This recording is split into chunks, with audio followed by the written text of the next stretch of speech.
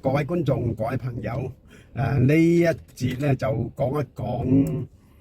五行金木水火土啦，就講時間啦，子丑寅卯辰巳午未申酉戌亥咁樣啦，亥時咁樣啦，咁樣計法咧就係話講北京時間，咁啊北京時間咧就係前個中國咧都係統一咗噶啦，咁啊北京時間咧就係假設間太陽出嚟啦，朝早6點鐘咁樣啦，咁咧就北京時間咧就6點鐘啊，因為佢個經度咧就喺120度嘅，咁咧經度講時間啦，緯度啊講氣温啦，咁咧經度120度就北京時間啫，咁去到西藏嗰頭咧又爭咗2個幾鐘嘅喎。或者昆崙山啊、天山啊，或者嗰個喜馬拉雅山啊嗰度地方咧，就係話爭咗2個幾鐘頭噶啦。因為個地球咧就係橢圓形嘅，由西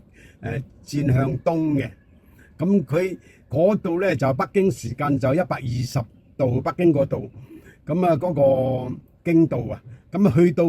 西藏啊、天山啊、昆崙山嗰度咧係75度喎，咁啊爭咗成20幾度喎，咁20幾度咧嗰個時間咧就唔同噶啦，咁假設間中午12點咁樣，佢嗰個西藏嗰頭咧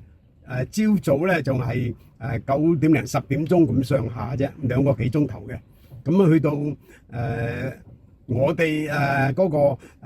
南方嘅地方咧，就係香港咧，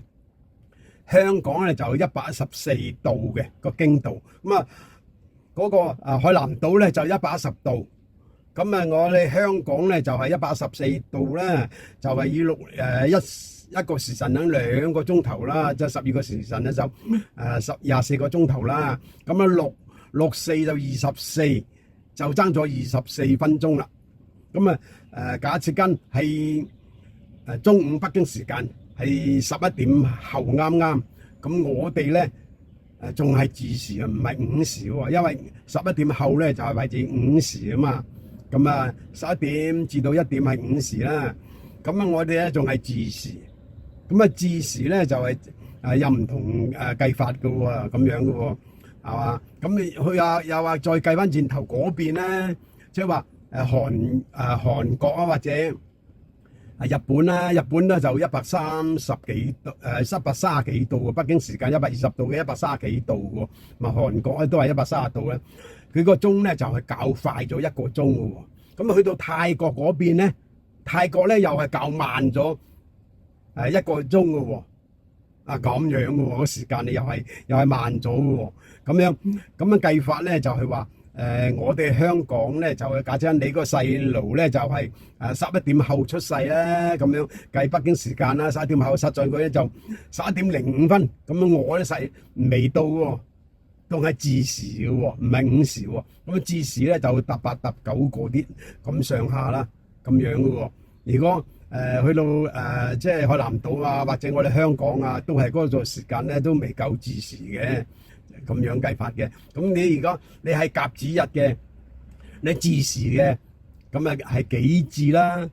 咁啊己字係正印嚟，甲子係正印嚟嘅。如果去到午時咧，就係庚午啊，庚午咧就唔係正印嚟喎，係正官嚟嘅喎。如果你去到辰時咧，辰時咧就係一個咧就係秘堅嚟嘅喎。咁樣分法嘅喎，咁排八字嗰陣時咧就要有分係正印偏印啊，或者正財偏財啊，或者正官啊咁樣嚟計法嘅，或者呢啲咧就係話要睇呢個仔女出世喺咩時間，同北京時間係爭咗少少嘅，咁咧就呢啲咧就係要計清楚啲嘅咁樣嘅。